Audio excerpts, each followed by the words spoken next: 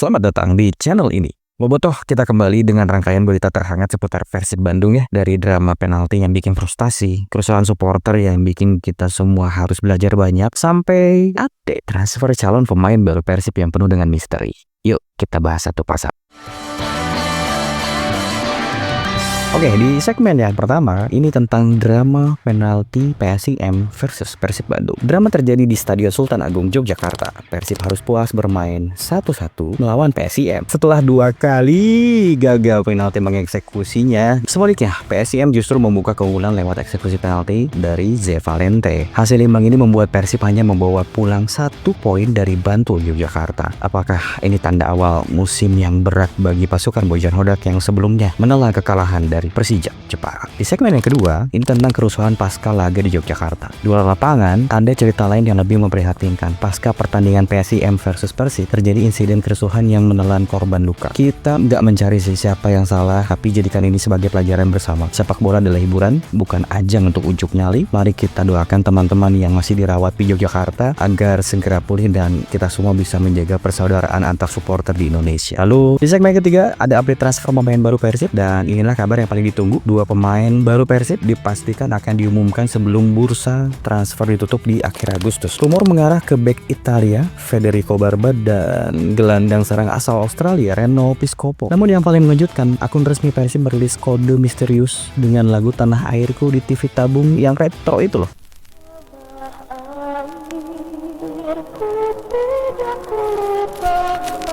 Apakah ini pertanda hadirnya pemain naturalisasi atau asing asal lokal? Jawabannya akan diumumkan secara resmi di TVRI Jawa Barat pada 27 Agustus pukul 15.30. Itulah highlight terbaru dari Persib Bandung. Ada drama penalti yang bikin deg-degan, pesan moral dari kerusuhan di Yogyakarta, dan teka-teki pemain baru yang bikin bobotoh penasaran. Jadi yuk kita langsung aja bahas secara detail di segmen yang pertama. Bayangin, dapat 2 penalti dalam 1 laga tapi dua-duanya gagal jadi gol. Frustasi gak sih bobotoh? Inilah yang dialami Persib di Yogyakarta saat bertemu PSIM. Dan yang paling pahit, justru lawan bisa unggul juga duluannya dari titik penalti sih. Persib kembali harus menerima hasil yang kurang memuaskan. 2 drama penalti di babak kedua gagal dimanfaatkan menjadi gol. Ironisnya, satu-satunya gol PSIM justru lahir dari titik putih lewat eksekusi Ze Valente. Lagi-lagi, langkah Persib Bandung terhambat di 3 laga awal BRI Super League. Kali ini, Maung Bandung harus puas berbagi angka setelah ditahan imbang 1-1 oleh PSIM di Stadion Sultan Agung Bantul. Stadion ini seolah memang menyimpan cerita pahit ya buat Persib. Kita semua ingat tahun lalu di stadion ini Deddy Kusnandar mengalami cedera parah, patah tulang yang sampai teriakan kesakitannya menggema ke seluruh tribun stadion. Dan kini meski tidak ada pemain yang cedera, Persib tetap harus pulang dengan kekecewaan. Bukan karena kalah, tapi karena membuang peluang emas. 2 penalti dan dua-duanya gagal menjadi gol. Beratnya. Mari kita mulai dari DSP-nya Persib ya, atau daftar susunan pemain yang dibawa oleh Bojan Hodak. Ada sedikit perubahan di starting 11 yang memberi harapan akan adanya variasi strategi nih. Kita mulai saja dari kiper. Teja Paku Alam masih dipercaya mengawal gawang. Lalu kita bergeser ke lini belakang, masih diisi oleh Julio Cesar, Patricio Matricardi jadi duet utama yang di tengah ya. Jadi CB ya mereka berdua. Lalu didampingi Kakang yang ada di kanan dan Frans Putros yang ada di kiri. Ini kayak formula fix ya, kayak formula template yang ada di belakang. Lalu kita bergeser ke lini tengah. Mark Locke dan Lucho tetap menjadi motor dengan satu perubahan penting, yaitu ada Adam Alis di situ menjadi starter untuk pertama kalinya menggantikan William Marsilio. Adam lebih sering bermain sejajar dengan Klok, sementara Lucho maju lebih ke depan untuk mendistribusikan bola ya, kalau kalian perhatikan itu ya kemarin. Lalu di Trisula lini depan ada Sadio Ramdhani dan Febri Haryadi yang mengisi sektor sayap mendukung William Barros sebagai ujung tombak. Baik, itu adalah daftar susunan pemain yang dibawa Bojan Hodak sebagai starting 11. Lalu jalannya babak pertama dengan line up baru ini, Persib memang terlihat lebih dominan dalam penguasaan bola. Ya terlihat ada beberapa peluang tercipta, tapi lagi-lagi chemistry antar pemain jadi kendala. Kalau masih ada DDS atau Ciro mungkin ceritanya akan lain, tapi ya udah sekarang kita harus move on. Kenyataannya dominasi itu ya tidak berbuah juga sih. Serangan terasa masih kurang greget, bahkan cenderung gremet mencek orang Sunda mah. Babak pertama pun ditutup dengan skor kacamata alias 0-0. Sekarang kita masuk ke jalannya babak kedua. Inilah drama penalti itu berada. Stadion Sultan Agung jadi saksi sebuah laga yang penuh ketegangan, layaknya pertandingan perebutan juara. Meski ini hanya pekan ketiga liga, rasanya kayak gitu sih. Gol pertama PSIM terjadi di menit ke-64. PSIM membuka keunggulan lewat titik putih oleh C. Valente dengan dingin menaklukkan Teja Pakualan. Lalu bergeser, nggak lama dari itu, pada menit ke-68, VAR menangkap handball Reva Adi di kotak penalti. Baros maju nih sebagai eksekutor dan hasilnya nembak manuk. Bola melambung tinggi, peluang emas terbuang begitu saja, bos. Aduh. Namun, lagi-lagi di akhir babak kedua, injury time tepatnya di menit ke-90 plus 4 atau plus 5, Ramon Tengki dengan determinasi yang luar biasa mempertahankan bola di kotak penalti. Umpannya diteruskan kepada Matrikardi yang sukses menjebol gawang PSIM. Harapan seolah hidup, bukan seolah sih, memang pasti hidup lah, orang udah menyamakan kedudukan. Dan masih di injury time, drama belum selesai. Lagi-lagi, Reva Adi melakukan pelanggaran, kali ini terhadap Frans Putros. VAR mengkonfirmasi dan penalti diberi. Mark Klok maju sebagai Algojo, tapi dengan beban berat di pundaknya, tendangan Klok malah terbaca oleh Cahya Supriyadi, kiper muda PSIM yang tampil gemilang. Bola ditepis dan skor tetap imbang. Lalu setelah itu, seperti yang kita ketahui bersama, peluit panjang langsung berbunyi, pertandingan berakhir 1-1. Sebuah hasil yang bagi bobotoh terasa seperti segini eleh sih sebenarnya, walaupun imbang ya, tapi rasanya eleh, bro. Ya udah, ini dengan hasil ini Persib pencatat rapor awal musim dapat semua nih, 1 kali menang, 1 kali kalah, dan 1 kali imbang. Udah dirasain ya semuanya ya. Ya nggak jelek-jelek amat sih, tapi jelas nggak memuaskan ini tuh. Persib jadi duduk di peringkat ke-7 klasemen sementara, tepat di bawah PSIM yang naik ke posisi ke-6.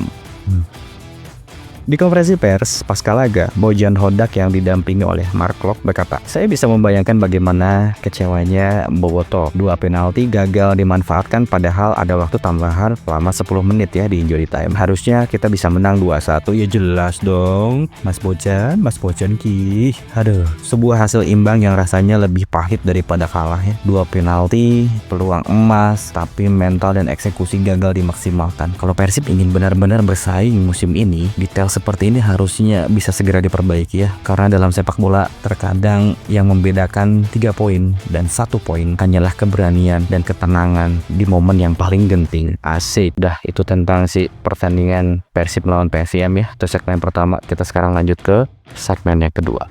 Sepak bola harusnya hiburan ya, tapi sayang pasca laga PSIM versus Persib di Yogyakarta justru diwarnai kerusuhan. Ada korban, ada luka, dan ada pelajaran besar yang harus kita petik bersama. Ya, pasca pertandingan PSIM melawan Persib di Yogyakarta terjadi kerusuhan yang tentu sangat kita sayangkan ya. Saya pribadi nggak ingin sih mencari siapa yang salah atau menyudutkan pihak manapun, karena ini bukan soal saling menyalahkan. Yang penting adalah bagaimana kita bisa mengambil hikmah dari kejadian ini. Kita semua harus ingat, menonton tim kesayangan, baik itu di kandang sendiri maupun di kandang lawan, adalah tentang kebanggaan dan kebersamaan. Tapi jangan sampai niat baik itu berujung pada sesuatu yang merugikan diri sendiri, keluarga, bahkan orang lain. Setuju nggak? Karena jujur aja ya, nggak pernah ada sejarahnya sebetulnya Bobotoh dan Brajamusti itu bermusuhan. Nggak pernah. Dua basis supporter ini pada dasarnya hidup berdampingan dengan damai. Maka apa yang terjadi, entah apa pemicunya, kita semua nggak bisa ambil spekulasi ya. Tapi satu yang pasti, mari kita sudahi. Jangan diperkeruh, jangan disebarkan berita-berita yang bisa bikin api semakin membesar. Ingat teman-teman, ini cuma sepak bola, betul. Hanya hiburan, bukan ajang untuk unjuk nyali, bukan arena membuktikan siapa yang paling berani. Itu ikutkan kuis aja lah, siapa beraninya.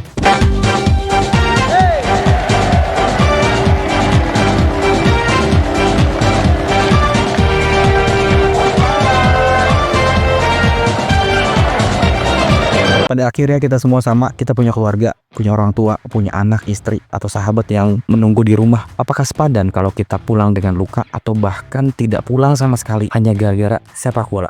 Jawabannya apa? Tentu tidak dong, bos. Dan yang paling menyedihkan, sampai video ini dibuat, nggak tahu ya, ini saya belum dapat lagi berita update-nya, masih ada saudara-saudara kita yang dirawat di rumah sakit di Yogyakarta akibat serangan kemarin. Mari kita sama-sama doakan, semoga mereka segera diberi kesembuhan, bisa pulang dan kembali berkumpul bersama keluarga tercinta. Amin ya. Semoga yang seharusnya jadi alasan kita tersenyum itu bukan menangis. Jadi sama-sama jaga perdamaian, jaga persaudaraan, karena di atas segalanya kita semua adalah bagian dari sepak bola Indonesia. Setuju? Sekarang kita masuk ke segmen yang paling ditunggu-tunggu, update pemain baru Persib Bandung. Ini kita yang tunggu-tunggu ya. Persib kasih kode misterius lewat postingan resmi lagu Tanah Airku di TV yang retro dan janji pengumuman di TVRI. Pertanyaannya, siapa yang sebenarnya menjadi pemain baru ini? Asing, lokal, atau asing asal lokal? Jadi gini Boboto, slot pemain asing Persib masih ada sisa kan. Dan kabarnya Bojan Hodak juga sudah memastikan akan ada 2 pemain asing baru yang bakal diumumkan sebelum bursa transfer ditutup di akhir bulan Agustus ini. Nah, hari ini video ini dibuat adalah tanggal 27 Agustus 2026. Tapi kita tarik mundur dulu ke belakang ya ceritanya ya. Kemarin kan ada rumor mengarah ke Eropa seperti Federico Barba dari Italia. Kali ini justru muncul kabar bahwa Persib juga sedang mengincar pemain dari kawasan Asia. Dari mana? Apakah dari Korea, Jepang, atau mungkin Australia? Kita masih harus tunggu konfirmasi resminya. Tapi kita coba rekap dulu lagi ya untuk rumor-rumor yang kemarin sempat rame ya. Pertama, yaitu tadi ada Federico Barba, bek asal Italia, yang sudah malah melintang di Serie A dan punya pengalaman kuat sebagai defender. Kayaknya ini mah bisa disebut marquee player ya. Lalu ada nama dari Australia, Reno Piscopo, pemain yang versatile, bisa main sebagai winger, bisa main juga sebagai gelandang serang. Mungkin karakteristiknya mirip banget sama William Marsilio ya. Hati-hati William, bercanda. Yang lebih banyak berperan sebagai kreator ya udah pasti ya. Dan Bobotoh tepat pada tanggal 26 Agustus 2025, tepatnya pukul 19 waktu Indonesia Barat kemarin ya, dari video ini dibuat. Akun resmi Persib bikin heboh dengan posting sebuah kode misterius. Mereka mengumumkan bahwa besoknya tanggal 27 Agustus pukul 15.30 waktu Indonesia Barat akan ada pengumuman resmi, ada pemain baru. Dan uniknya bukan di media sosial, bukan di YouTube, tapi langsung di TV nasional TVRI. Gokil sih ini. Persib makin kreatif ya kalau urusan launching pemain. Vibe-nya yang kemarin itu di videonya retro banget. Karena di teaser itu terlihat seseorang memakai jas duduk di depan TV tabung yang klasik. Di dalam TV itu diputar sebuah lagu Tanah Airku, lagu sakral yang selalu dinyanyikan oleh seluruh supporter Indonesia dengan penuh haru setelah timnas Indonesia selesai bertanding. Dan pada hari ini, tanggal 27 Agustus 2025, video ini dibuat. Kenapa kameranya? Kenapa gitu? Kenapa kameranya? Hah?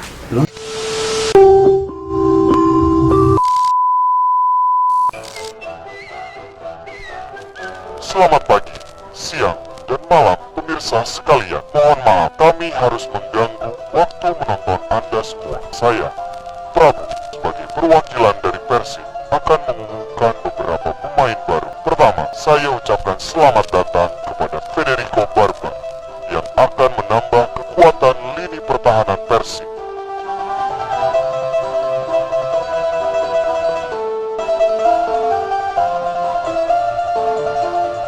Yang kedua, The Professor, otak dari permainan timnas Indonesia, Tom Haye.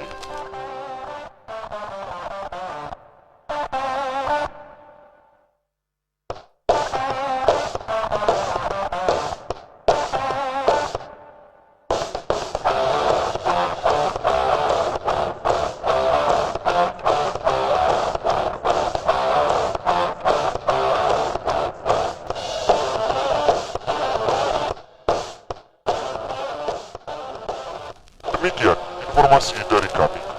Saya Prabu, pamit undur diri.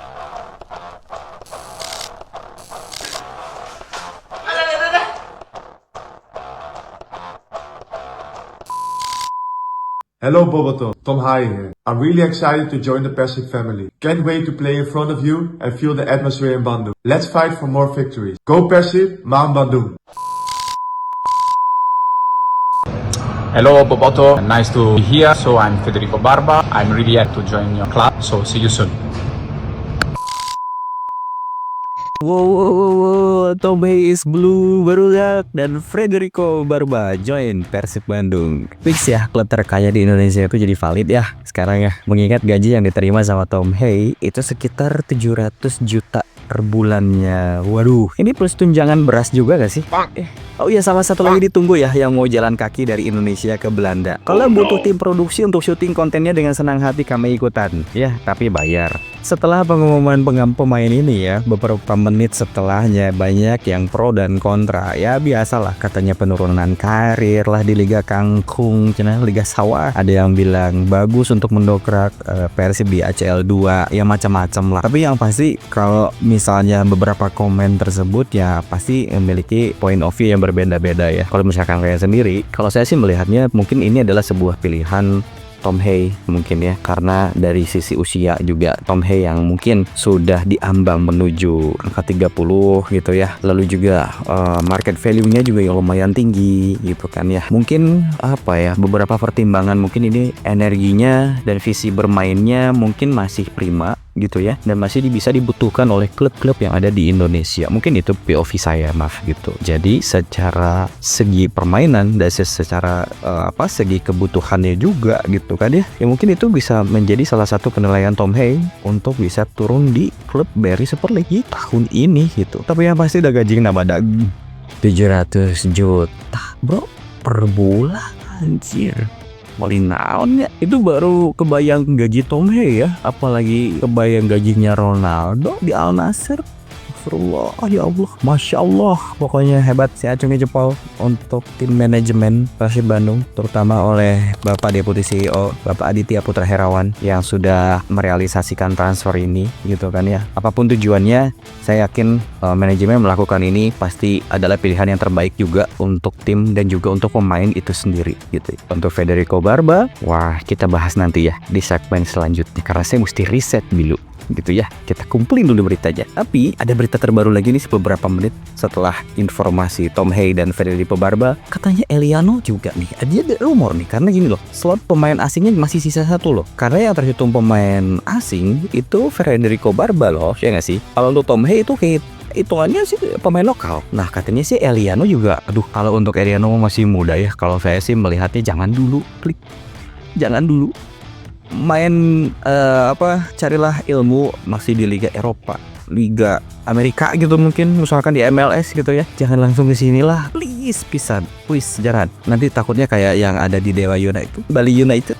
Tapi kalau misalkan ada Jordi Amat yang di Persija sih, sebetulnya itu menurut saya sih juga pilihan yang tepat ya, mengingat dari sisi usia juga sih sebetulnya. Ya mungkin di usia yang masih fit gitu ya untuk bisa berkompetisi gitu kan, apalagi di Liga Indonesia ini yang mengutamakan banyaknya berlari gitu kan ya, daripada taktik tiki taka gitu misalkan. Kita tunggu aja lah gimana permainannya Tom Hay sama Federico Barba di laga pertamanya mereka, di debutnya mereka di Liga BRI Super League ini. Apakah besok lawan Borneo udah bisa langsung main? Kita tunggu aja. Ya mungkin gitu aja ya Bobotoh. Makasih banget udah nonton video ini sampai selesai. Makasih banget. Jangan lupa klik subscribe, komen, dan like and share tentu ya.